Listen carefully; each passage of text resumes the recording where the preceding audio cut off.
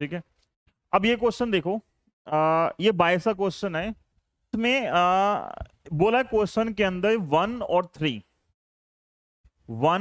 3 है, दोनों का जो रिफ्रैक्टिव इंडेक्स है वो सेम है। कितना है? The figure shows a water column BCFE। BCFE तो वाटर कॉलम है, ठीक है। और this is surrounded by two media 1 and 3। 1 and 3 दो मीडिया है, दोनों का जो रिफ्रैक्टिव इंडेक्स है वो √2 है। यहां भी √2 है और यहां जो रिफ्रैक्टिव इंडेक्स है वो भी √2 है। और वाटर का रिफ्रैक्टिवनेस कितना होता है? वाटर का होता है 1.33, √2 वैसे क्या होता है 1.414, और ये भी कितना है 1.414। ठीक है, तो एक तरीके से ये डेंसर है, ये रेयर है। अगर इन दोनों को कंपेयर करेंगे, डेंसर मतलब ये बिल्कुल ही रेयर हो गया, तो रेयर, डेंसर, कंपेरेटिवली रेयर, फिर डेंसर, फिर रेयर, ऐसा कुछ बन रहा है मिक्सअप।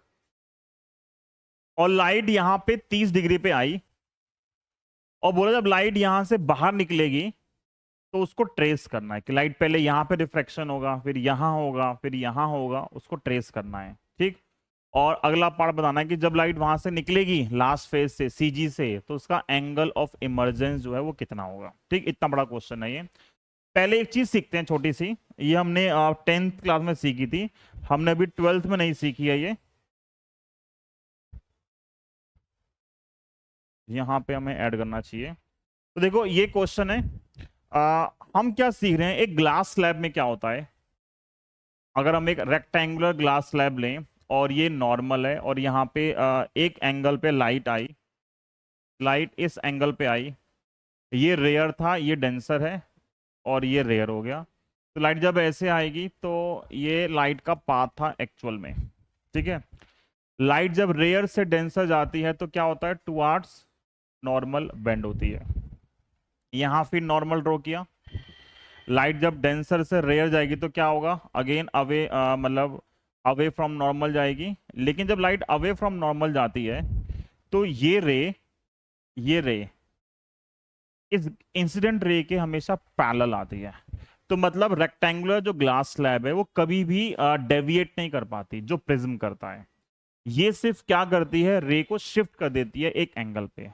तो इसको बोलते हैं लेटरल डिस्प्लेसमेंट, कि रे को क्या कर दिया, जो इधर जा रही थी उसको यहां शिफ्ट कर दिया।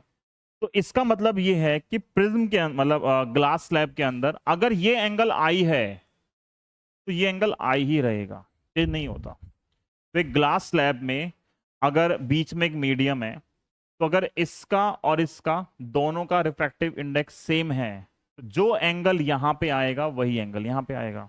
ये बेसिक ट्रिक है। तो ये बेसिक कंडीशन है किसकी, ग्लास स्लैब की।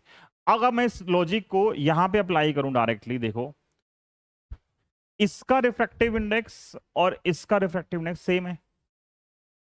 तो अगर यहां पे एंगल 30 डिग्री है, तो जब ये लाइट इस रेक्टेंगुलर ग्लास स्लैब से बाहर आएगी, यहां भी एंगल क्या आएगा, 30 ही आएगा। कितना एंगल आएगा, 30। बट डिफरेंस ये है यहाँ पे कि यहाँ तो हम ब्लैक कलर चूज कर सकते हैं ना, ये 30 डिग्री था। ठीक है, लाइट डेंसर से रेयर जा रही है, तो क्या होगा, लाइट अगर डेंसर से रेयर जाएगी तो क्या होगा, लाइट क्या होगा, अवे फ्रॉम नॉर्मल बेंड होगी। तो लाइट का देखो एक्चुअल पाथ जो था, एक तो लाइनें नहीं बनेंगी है, बताओ। चलो ये देखो, लाइट का एक्चुअल पाथ ये आता सीधा, पर लाइट अवे डेविएट होगी तो लाइट कहीं ऊपर जाएगी।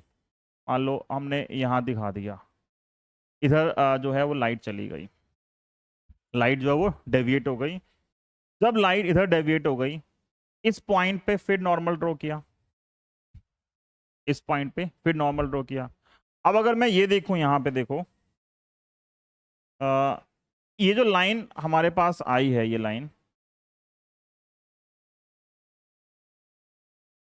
लाइन का एक्चुअल पाथ इधर था ये। ठीक है, लाइट का एक्चुअल पाथ ये था। तो जब ये लाइट यहां से रिफ्रैक्ट होगी, इसका पाथ भी क्या आएगा, सेम आएगा। तो जो लाइट जाएगी यहां से, ठीक, क्या जाएगी वो, इसके हमेशा पैरेलल जाएगी। ठीक, तो ये मेरे पास क्या हो गया, ट्रेस कर दिया मैंने पाथ। ठीक है, अब बात ये, मुझे आई वाई निकालना है, क्या होगा इसमें। अच्छी बात क्या है इस क्वेश्चन के अंदर, देखो ये 60 है, ध्यान दो, ये क्या है 60। अगर ये 60 है, इसको ऐसे नॉर्मल को मैंने आगे एक्सटेंड कर दिया, ये रे और ये रे पैरेलल है, ये रे और ये रे कितने हैं, पैरेलल है। ये 60 था, तो ये एंगल कितना आएगा, नहीं सॉरी 60 क्यों आएगा, ये कितना आएगा, ये 30 आएगा। ये 90 है, ये पूरा 90 है ना, ये अगर 30 है और ये 60 है, तो ये एंगल भी कितना आएगा, ये तो छोटा सा एंगल है, दिख भी रहा है इसके अंदर। ये एंगल अगर ये 60 है तो ये एंगल कितना आएगा, ये एंगल आएगा 60। बोलो कोई डाउट है तो। ये कितना था 30। एक रेक्टेंगुलर ग्लास स्लैब के अंदर अगर एंगल ऑफ इंसिडेंस 30 था, तो एंगल ऑफ इमर्जेंस भी कितना आएगा, 30 आएगा।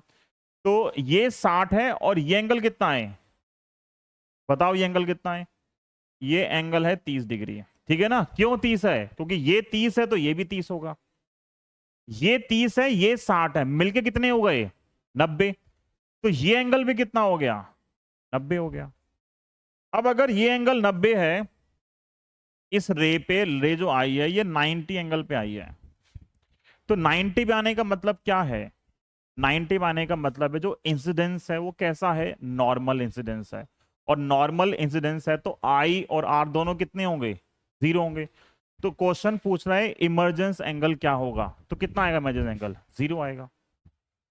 अगर नॉर्मल है और यही हमारे पास इमर्जेंट रे है, तो इमर्जेंट रे नॉर्मल से कितना एंगल बनाएगी, 0 का। डायग्राम दोबारा बनाऊं या सही है, हाँ दोबारा। तो क्वेश्चन जो है एक बार रिपीट कर लेते हैं, क्वेश्चन जो है वो रिपीट करते हैं। मैं सिर्फ बी सी एफ ई बना रहा हूं, मैं सिर्फ बी सी एफ ई बना रहा हूं।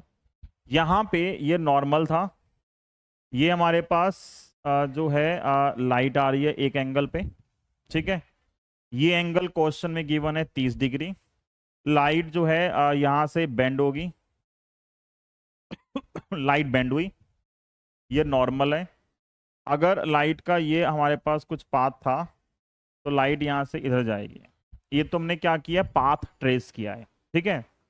हम इस पॉइंट पे अगर मैं एंगल वेंगल निकालूंगा, तो मुझे मेनली एंगल सीखने हैं। तो एंगल में देखो क्या दिख रहा है हमें,